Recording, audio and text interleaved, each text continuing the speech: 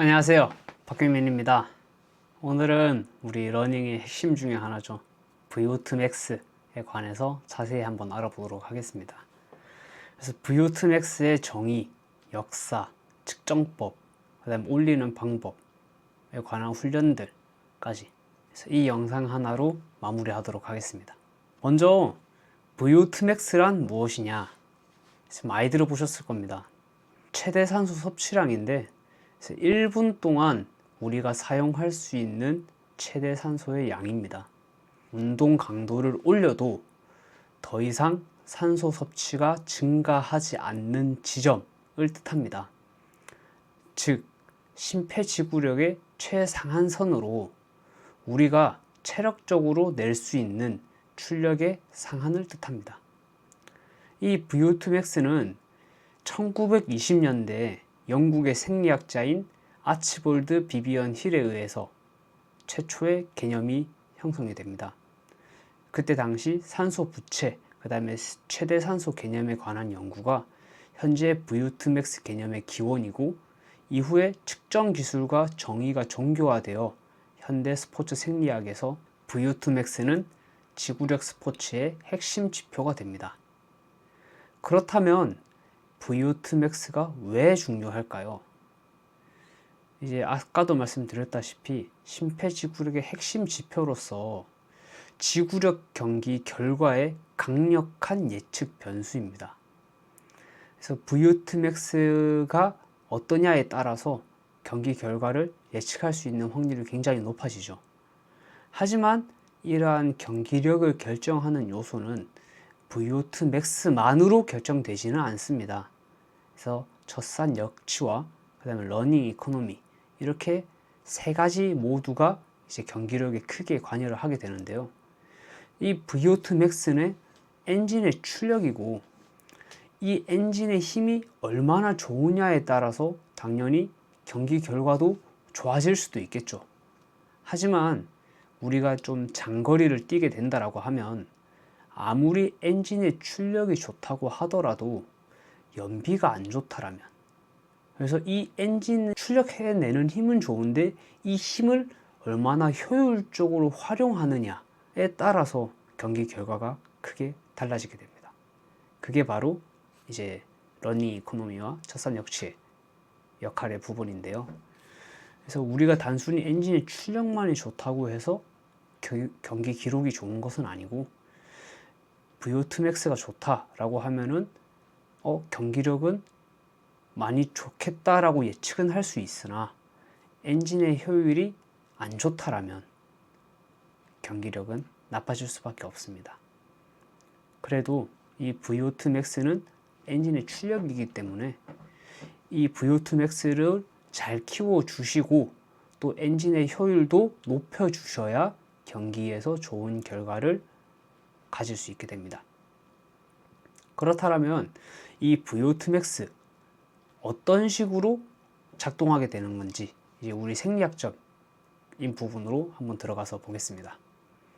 이 VO2 max는 단일 기간의 능력이 아닙니다. 먼저 우리 폐에서 가스의 교환이 일어납니다. 그리고 이 교환이 일어난 것이 혈액을 타고 심장으로 들어갑니다. 그리고 심장에서는 다시 말초혈관으로 혈액을 내보내면서 이제 근육에게 보내게 됩니다. 그럼 이제 근육의 미토콘드리아가 이제 이 산소들을 받게 됩니다. 이제 이렇게 산소의 운반과 이용 체계 전체의 최대 처리량을 나타내게 됩니다. 우리 피크 공식에 의해서 조금 설명을 하게 되면, 이제 조직 산소의 공급량은 심박출량 곱하기 동맥혈에 녹아있는 산소의 양 빼기 정맥혈에 녹아있는 산소의 양, 그러니까 동정맥의 산소 차이죠. 이제 그렇게 곱한 값을 나타내게 됩니다. 그래서 우리가 분당 소비하는 총 산소량은 심박출량, 분당 심장에서 내보내는 혈액량입니다. 그래서 곱하기와 그 다음에 동맥혈, 그 다음에 정맥혈에 있는 값들의 차이를 나타내게 됩니다. 폐에서 먼저 가스 교환이 이루어지는 방식으로 이제 통상적으로 우리 폐는 여유 있게 설계가 되어 있습니다. 그래서 우리가 최대로 운동을 할 시에도 폐포 산소 분압은 충분하게 유지가 됩니다. 그렇기 때문에 우리 일반적인 레벨에서는 VO2 max에 있어서 이제 폐는 별로 크게 관여하는 요소가 아닙니다. 일반적으로 폐는 다 여유 있게 설계가 되어 있기 때문에 이제 VO2 max가 낮다라고 했을 때 폐의 기능에 문제가 있어서 라기보다는 다른 부분들의 능력이 약해서인 경우가 있습니다. 자, 그렇다면 이제 다음으로 우리가 혈액으로 넘어가게 되죠. 이제 혈액에서 산소는 혈장에 거의 녹지 않고 헤모글로빈에 결합되어서 이동하게 됩니다. 이렇게 했었을 때 총 혈액량과 헤모글로빈의 농도가 이제 핵심 변수로 작용하게 됩니다. 그래서 1, 2주만 유산소 훈련을 꾸준히 해주시면 혈장량은 빠르게 상승하게 됩니다. 하지만 우리 헤모글로빈이 들어있는 이 적혈구는 서서히 증가를 하기 때문에 꾸준하게 훈련을 해 주셔야 이제 우리 몸속의 헤모글로빈 농도가 높아지게 됩니다. 그 다음으로 심장입니다. 심장, 이제 VO2 max에 결정하는 데 가장 큰 결정 요인입니다. 우리가 혈액을 얼마나 빠르게 많이 내보내는지를 뜻하는 것입니다. 그리고 훈련으로 가장 크게 바뀔 수 있는 부분이 바로 이 부분입니다. 훈련으로 우리가 최대 심박 자체는 크게 변하지는 않습니다. 하지만 심박 출량은 변화가 됩니다. 심장에서 한 번에 많은 혈액을 내보낼 수 있다라고 하면 다음으로 이제 말초혈관에서 산소를 근육까지 전달하는 단계에서는 이제 훈련하게 되면 이제 모세혈관의 밀도가 증가하게 되고 혈류를 재분배하는 능력이 향상하게 됩니다. 그리고 이제 근육이 혈액에서 산소를 추출해서 쓰는 단계입니다. 동맥에서는 이제 산소를 가지고 오는 혈관이고, 그 다음에 정맥은 이제 근육에서 산소를 써내고 이제 이산화탄소가 전환이 된 혈액들이 돌아가는 게 정맥입니다. 그래서 이 동정맥의 산소 차이가 클수록 이제 근육이 얼마나 산소를 잘 뽑아다 쓰는지를 나타내게 되는 거고, 이제 훈련을 하게 되면 이제 미토콘드리아의 수와 그 다음에 산화효소 등이 증가하게 됩니다. 하지만 이러한 것들은 심박 출량이 충분하지 않다라면 큰 의미가 없습니다. 그래서 저희와 같은 일반인들은 심박 출량에 한계가 있습니다. 하지만 이제 엘리트들 같은 경우에는 굉장히 뛰어난 심박 출량을 가지고 있고, 그렇게 되면 이제 이 엘리트들은 이 산소를 얼마나 효율적으로 사용하느냐, 그래서 근육이 이 산소를 얼마나 잘 뽑아다 쓰고 이 산소를 잘 쓰느냐가 이제 중요한 요인이 됩니다. 그래서 우리 같은 일반인 러너들은 이제 뭐 근육이 얼마나 산소를 잘 쓰는지, 그리고 뭐 우리 혈액에 뭐 미토콘드리아 우리 혈액에 뭐 헤모글로빈이 얼마나 들어 있는지, 뭐 적혈구의 비율이 얼마나 되는지, 이런 것들보다는 우리의 심박 출량이 얼마나 잘 받쳐주는지에 따라서 VO2 max가 결정되는 경우가 매우 큽니다. 그렇기 때문에 이제 VO2 max는 뭐 심장, 근육, 혈액의 종합 능력이라고 보면 되지만 심박 출량이 가장 큰 결정 요인이기 때문에 훈련으로서 증가시킬 수 있게 됩니다. 그러면 이 VO2 max는 어떻게 측정할 수 있을까요? 먼저 가장 정확한 방법은 심폐운동 부하 검사가 있습니다. 이제 가스 분석기로 산소 소비량을 측정합니다. 이 방법은 트레드밀에서 운동 부하를 점점 올리게 됩니다. 산소 섭취 곡선이 더 이상 올라가지 않는 지점까지 확인을 하게 됩니다. 그 지점이 바로 이제 VO2 max인 겁니다. 하지만 이러한 검사 장비를 활용하는 데에는 조금 비용이 비쌉니다. 그리고 또 뭐 예약을 잡고 검사를 하러 가야 되고, 또 지방에 계시는 분들께서는 뭐 이러한 검사 기기가 제대로 구비가 되어 있지 않은 곳들도 많을 겁니다. 그렇다면 이제 간이로 측정하는 방법인데 쿠퍼 12분 테스트입니다. 그래서 이 방법은 12분 동안 내가 낼 수 있는 최대의 힘으로 달리는 방법입니다. 이때 중요한 거는 이제 뭐 전력 질주를 한다라고 생각을 해서 초반부터 너무 오버페이스를 해서 달린다 라고 하면 후반 부분에 퍼지게 되고, 그렇게 되면 이제 이 테스트는 크게 의미가 없어져 버립니다. 그래서 여기서도 마찬가지, 네거티브 스플릿. 네, 처음에는 조금 천천히, 그리고 이 페이스를 꾸준히 유지를 해주세요. 그리고 한 3, 4분 정도 남았을 때 이제 페이스를 이제 최대한으로 끌어올려서 내가 3, 4분 정도 유지할 수 있을 정도의 속도까지 계속 유지를 해서 달려주셔야 됩니다. 근데 이제 이때 12분을 뛰는데 이거는 거의 타임 트라이얼이라고 생각을 하고 뛰셔야 돼요. 내가 12분 동안 어느 정도의 거리까지 달릴 수 있느냐를 테스트하는 겁니다. 그렇기 때문에 다 뛰고 들어왔을 때 말도 안 나올 정도로 쓰러질 정도로 모든 힘을 쏟아내셔야 됩니다. 그렇지 않고 12분을 뛰고 왔는데 힘이 남아있다 라고 하면은 조금 테스트는 의미가 없어져 버립니다. 뭐 테스트로 측정해낸 값이 신빙성이 없어져 버립니다. 그렇기 때문에 12분 타임 트라이얼을 한다 생각을 하시고 12분 동안 최대한으로 달려주셔야 됩니다. 그래서 이때 방법은 이제 400m 정규 트랙에서 하시는 걸 권장드립니다. 다른 변수 없이 최대한 달리는 거에만 집중할 수 있는 공간이 좋습니다. 그리고 이것도 마찬가지, 대회를 뛴다라고 생각을 하시고 컨디션 관리를 잘 해주고 테스트를 해주셔야 됩니다. 컨디션이 좋지 않은 상태에서, 몸이 충분히 회복되어 있지 않은 상태에서 이걸 진행하게 된다면 마찬가지 크게 의미가 없습니다. 그러면 이제 이 계산을 어떻게 하면 되느냐, 이제 VO2 max는 달린 거리 빼기 504.9, 그리고 이거를 44.73으로 나누기를 했을 때 나오는 값이 VO2 max의 간이 값입니다.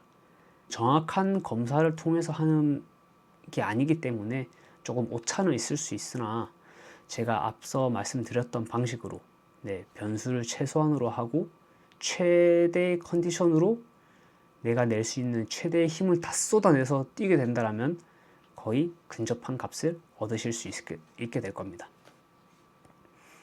그러면 이 VO2 max 이제 얼마나 올릴 수 있느냐를 한번 살펴보면, 이제 우리가 훈련만 하면은 이 VO2 max가 굉장히 쑥쑥쑥쑥 올라갈 것 같겠지만 그렇지 않습니다. 여러분들도 지금 열심히 뛰고 있지만 왜 내 VO2 max는 이렇게 빨리 올라가지 않느냐 라고 생각하실 겁니다. 이제 달리기를 이제 막 시작하신 분들 같은 경우에는 이제 VO2 max는 약 10에서 30%까지도 훈련으로서 증가가 할 수 있습니다. 하지만 이제 꾸준히 달리기를 해오셨던 분들은 이제 3에서 8% 정도밖에 증가가 되지 않습니다. 그리고 이제 엘리트 선수들은 굉장히 극소폭으로 굉장히 작은 부분이 증가하게 됩니다. 그래서 이 뭐 같은 훈련을 하더라도 이 증가폭은 사람마다 차이가 납니다.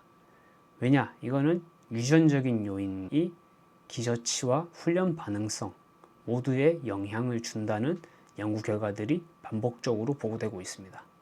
그러면 이 유전적 요인이 작용을 하니까 나는 유전적으로 한계가 있어서 못 올리는 거 아니냐 라고 생각하실 수도 있겠지만 뭐 그렇지는 않습니다.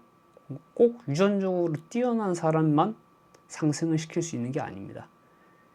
유전적 요인이 작용을 해서 작은 훈련으로도 많이 성장을 할 수 있다라는 거지, 유전적 요인이 뭐 나쁘다라고 해서 내가 훈련을 해도 안 오르는 게 아닙니다. 훈련을 했을 때 소폭 상승하게 되는 거지. 그러면 어떤 방법이 있을까요? 훈련을 많이 하면 됩니다. 네. 더 죽어라 하면 되고 더 열심히 하면 됩니다. 그러면 극복 가능합니다. 네. 저도 재능은 없습니다. 근데 양으로 때려 붙이는 겁니다. 양으로 밀어붙이는 거고 남들보다 더 노력합니다. 그렇기 때문에 상승을 하게 됩니다. 그러니까 뭐 유전적인 요인이 뭐 훈련 반응성이랑 기저치에 대한 영향을 주니까 나는 유전적으로 좋지 않으니 VO2 max를 올리는 거는 포기를 한다 라고 생각을 하지 마시고, 굉장히 중요한 요인 중에 하나고 훈련으로서 증가시킬 수 있는 부분이기 때문에 반드시 챙겨가 주셔야 됩니다. 그럼 이 VO2 max를 향상시킬 수 있는 방법들, 이제 흔히 알려져 있는 훈련들, 바로 고강도 인터벌 훈련입니다. 가장 효과적으로 향상시켜 줍니다. 이제 뭐 3에서 5분 정도 빠르게 달리고 또 2에서 3분 가볍게 조깅을 하고 하는 것들을 이제 여러 세트를 반복을 해주시면 되는데, 이제 페이스 같은 경우에는 이제 10km 본인 최고 기록의 평균 페이스보다 약 한 5에서 10% 정도 빠르게 달려주시면 됩니다. 근데 이제 3에서 5분이라고 하니까 조금 거리 계산이 힘들 겁니다. 뭐 간단하게 뭐 1000m나 1200m 정도로 생각을 해주시면 되겠습니다. 그러면은 대략 한 3에서 5분 정도 달리는 시간이 나올 겁니다. 그 다음에 스프린트 인터벌도 짧은 기간에 개선을 굉장히 빠르게 나타낸다고 연구가 나와 있습니다. 그래서 30초 전력 질주 하고, 그 다음에 뭐 1에서 3분 정도 휴식을 하고 다시 또 30초 전력 질주, 이렇게 하는 것들을 한 6에서 한 8세트, 10세트 반복을 해주시면 되는데요. 이것 말고도 뭐 15초 전력 질주, 그 다음에 15초 휴식, 이거를 이제 뭐 20세트 정도 반복을 하시는 방법도 있습니다. 그 다음으로는 장거리 러닝입니다. LSD라 그러죠. 근데 이 LSD를 하는 것으로 VO2 max가 급격하게 뭐 상승을 한다던가 크게 올라간다던가 하는 건 아닙니다. 그럼에도 불구하고 왜 LSD를 하라고 하느냐, 우리가 강한 훈련을 할 수 있는 기반을 만들어주는 굉장히 중요한 요소입니다. 그래서 LSD를 하라고 하는 거고, 그래서 단순히 강한 훈련들만 하게 되면 부상의 위험도가 매우 커집니다. 그래서 평소에 조깅도 꾸준히 해 주셔야 되고, 한 번씩 장거리 러닝을 하면서 달리는 몸으로 만들어 주셔야 강한 훈련을 하기에도 몸이 받쳐지고 또 그 강한 훈련을 더 강하게 향상시켜서 훈련을 할 수 있게 됩니다. 자, 정리하면 이제 VO2 max는 유전적인 한계는 있을 수 있으나 훈련으로 충분히 개선 가능하며, 이제 우리 러너들에게는 매우 중요한 엔진의 출력이기 때문에 반드시 챙겨줘야 하는 요소입니다. 그래서 이러한 출력이 충분히 받쳐주지 못한다면 제 아무리 엔진의 효율이 좋다 하더라도 운용하는 데 있어서는 기록의 한계가 명확합니다. 그렇기 때문에 여러분들은 인터벌 훈련을 통해서 VO2 max를 향상시켜야 여러분들의 기록에도 긍정적인 변화가 생길 겁니다. 오늘은 이제 VO2 max에 관한 내용들을 조금 다뤄봤습니다.